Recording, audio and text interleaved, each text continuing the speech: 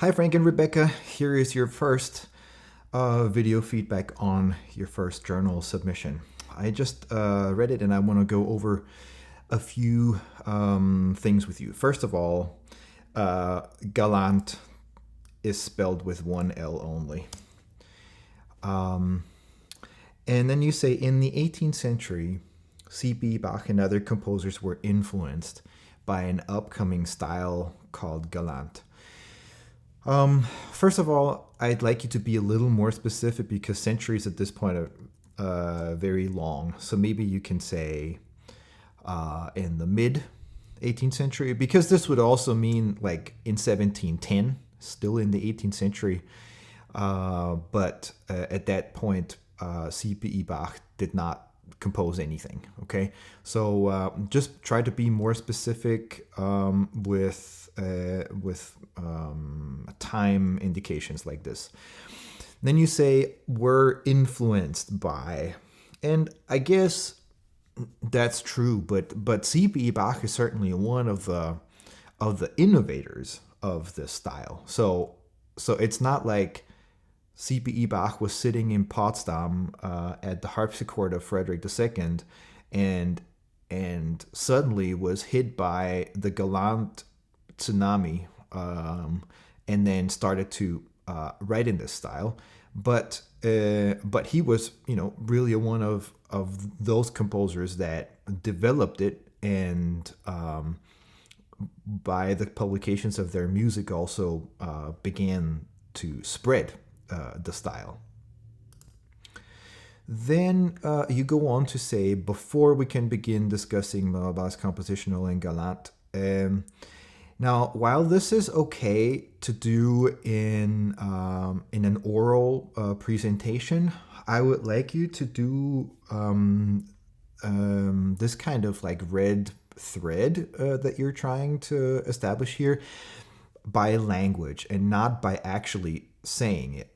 Okay, so if you say, well, we need to understand the concept. Okay, well, just tell us the concept. We don't need to know. You don't need to say that we need to first understand it. Just make the reader understand it. Okay, so in this case, just delete the sentence. We can forefront style. And then another thing that's really important for academic writing is we try to avoid the passive voice as much as possible. Why? Because our focus in academic writing is really on writing about who did what, when, how, and why. So there's a lot of W questions that need to be answered, and the passive voice really does the exact opposite, in that it allows you grammatically to not say who, which is, however, one of our main questions that we want to answer in our writing. So in this case, for example, you could say Grout characterizes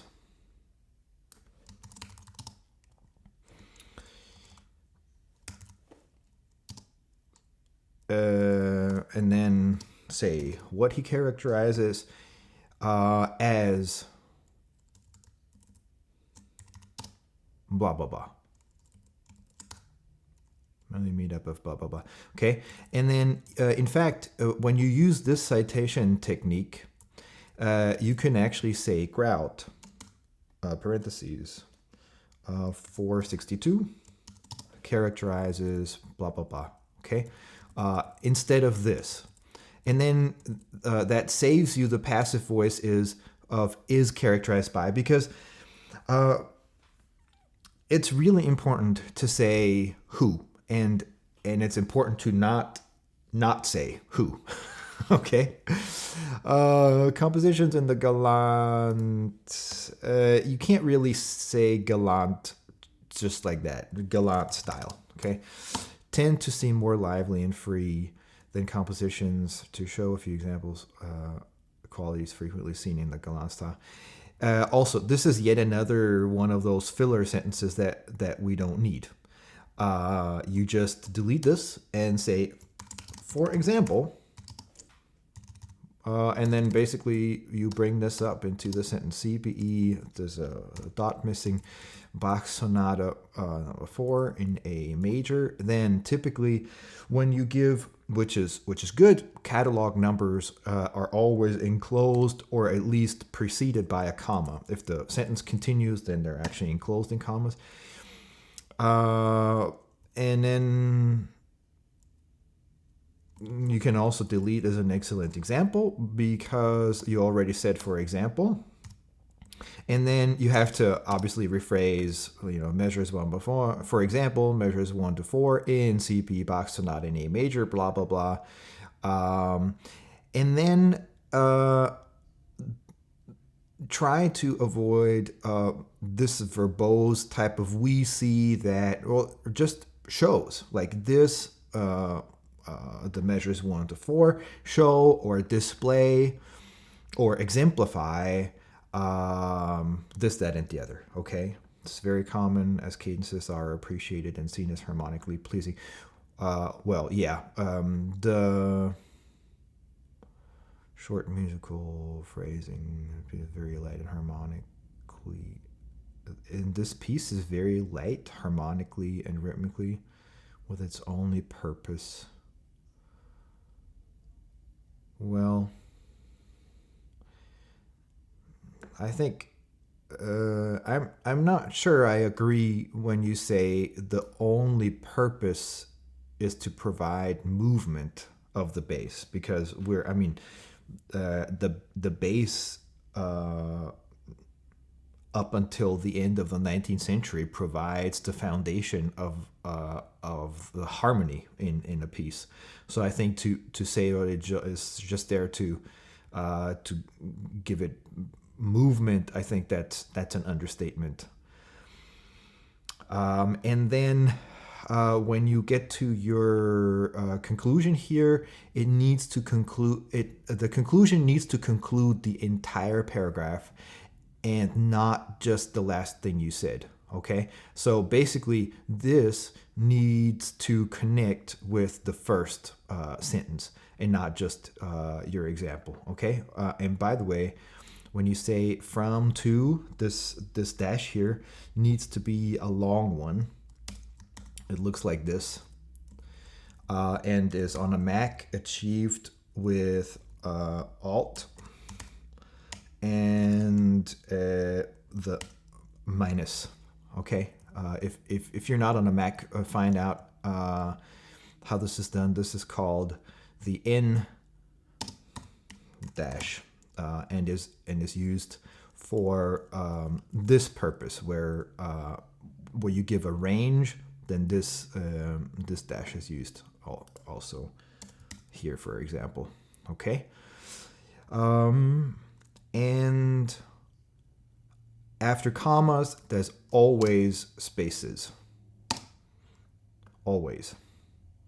And when you use these dots, there's also always spaces, unless the dots indicate that not only parts of the sentence, but parts of a word are missing. So let's say if you said, he said, he said,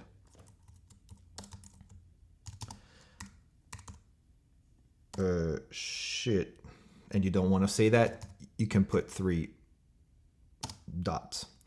But when you say, in this case, when you're quoting something and you're leaving out some of the quote, these dots need to be in brackets. Always. Okay, square brackets for things that you leave out of quotations. So these are some formal aspects. But my main focus is lose the passive voice if possible, and lose the more oral style of, oh, I don't know, but first I'm gonna tell you this, but just do it, okay? So no filling sentences like this. Um, yeah, I think those are enough things for this time.